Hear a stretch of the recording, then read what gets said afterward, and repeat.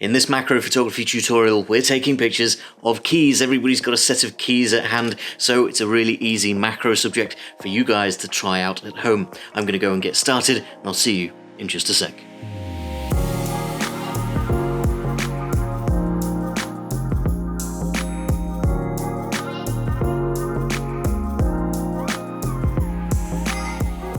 Hi guys, I'm Ben from Adaptalux, and today we are shooting keys. So this is my set of keys, but I've also gone around and found all of the little keys that are hiding around the house, ones that do the windows and the garage. I've got my wife's keys, so a big variety of old keys and new and sort of modern looking ones, some older ones, so that we can get a nice variety to choose from for our macro photography. I'm going to try and get some interesting little scenes going on, but also get a lot closer and try some abstract work as well. The first thing I'm going to do is get a table out so that I have something to shoot on.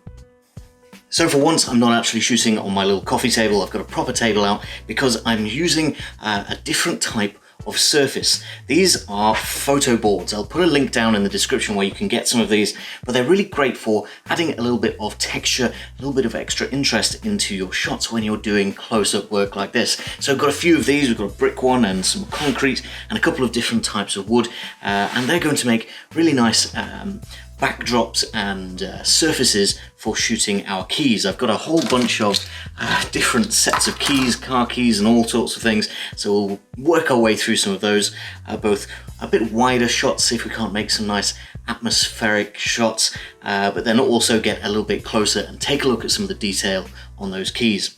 The other things I'm going to be using today is my Sony a7 III with a 100mm f2.8 Tachyna lens on the front, and then we've got some lighting as well in the form of the Adaptalux Studio, which I've got on a little mini tripod, and I've got my lighting arms here at the ready to just plug in and play around with both nice normal white light but also a bit of colour. So it's going to be a really interesting shoot. I am going to be shooting freehand as well, so no tripods today. I think that's going to give me a little bit more flexibility on moving around my keys and finding those interesting angles. I'm going to get started and see if I can't make a nice little rustic looking scene with a set of keys.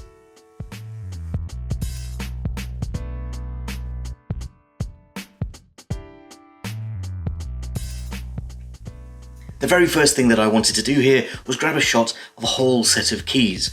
I think these wider out shots are important to talk about because if you're trying to sell, say, keyrings that you've made yourself, or just have some sentimental value to you, that wider shot is really important. You can make it look like it's in situ on a rustic mantelpiece or something like that, wherever you throw your keys down. And if you don't have boards like this, you can actually use those areas around your home. So if you throw your keys down on a wooden table or onto a concrete surface, go and use those actual textures for your shots. I've used my dark wood texture here to try and capture a picture of my keys here, which actually have, this is a grenade pin that's been on my keys for probably close to 2 decades now. It's quite sentimental to me, so I wanted to grab a picture of that and make it look quite cool.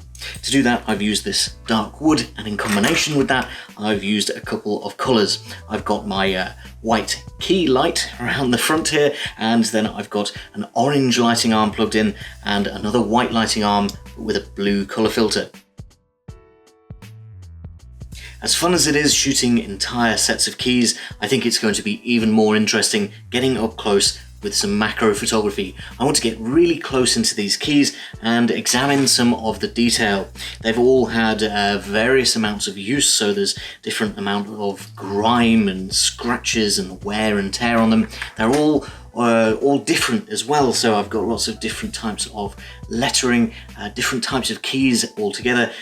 So I'm going to get really close in, still with the same lighting setup, a little bit of colour maybe, and see if we can't reveal a little bit of detail on these keys.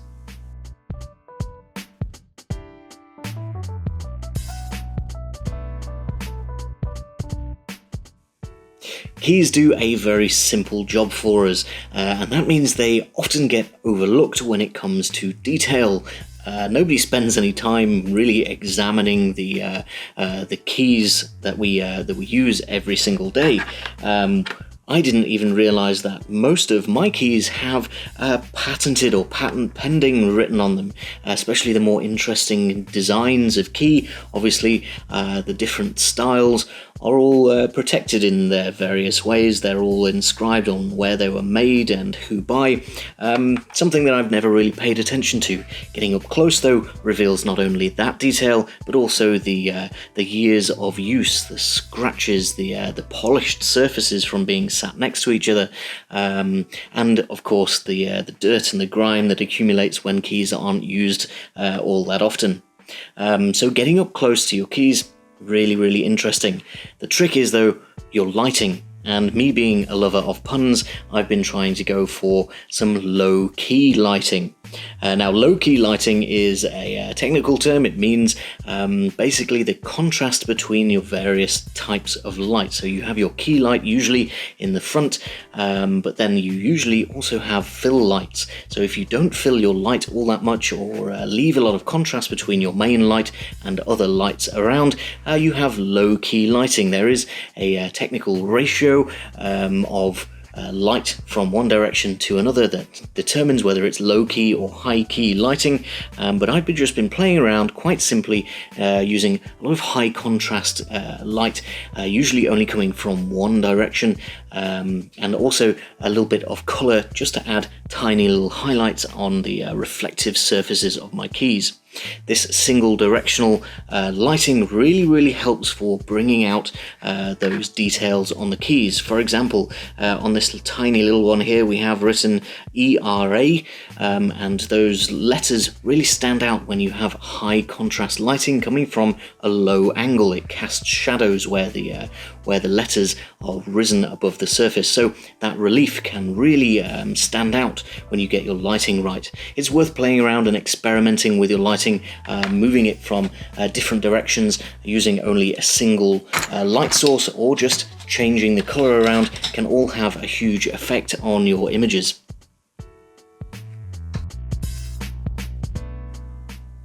So when it comes to low-key key lighting, there's a very simple method to go about this. You want to start off with only one light if you can, and you need to find a nice dark background that's going to accentuate that contrast, especially with a reflective subject like my car key here.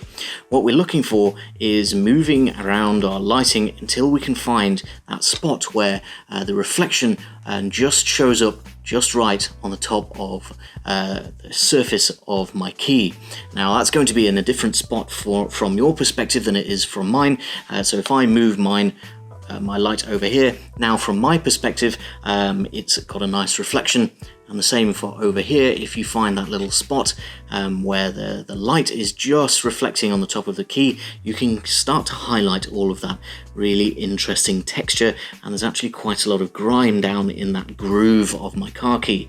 So that is a very simple method to get that low-key, single-key lighting. Now, if you don't want to add another light, perhaps you don't have another light source, you can use a reflector. So this is the backside of one of my photo boards, and just placing that white surface wherever you need your light to bounce back from. So for example, if I had my lighting over on this side of my key, and I wanted just a little bit of lighting to be balancing in from this direction, instead of adding another light, I can simply bring in my white surface and try to reflect that light back down. Now, the more light you reflect, the less low-key your lighting is going to be, because it's going to remove some of that contrast from left to right. But you can play around with that quite easily just by using a simple piece of paper or a white piece of card.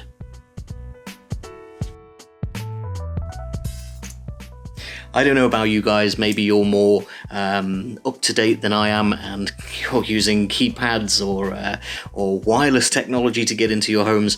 I'm still carrying around a traditional set of keys, and taking a closer look at them has been both nostalgic and also really interesting. I've discovered a few things about my own keys that I'd never noticed, despite me having them in my pocket almost every single day.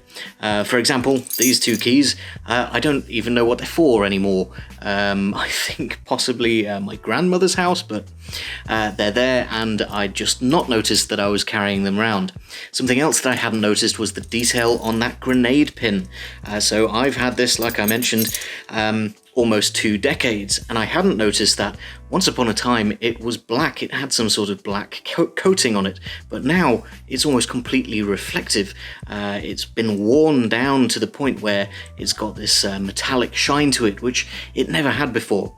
So little changes like that you'd never notice unless you took the time to start inspecting your keys for grime and for dirt and for changes and for those interesting little details. I've had a lot of fun getting up close to my keys today, and for experimenting with those wider out shots as well. I think some of them turned out really nice. I'd like to know what you guys think though. Put your answers down in the comments. What do you think to key photography? Is it an interesting little pastime that you might try out, or is it something that just doesn't interest you because keys are such a common item?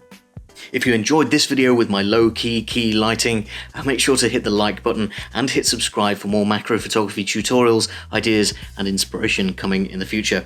For now, that is all that I've got time for. Thank you very much for watching, and I'll see you next time.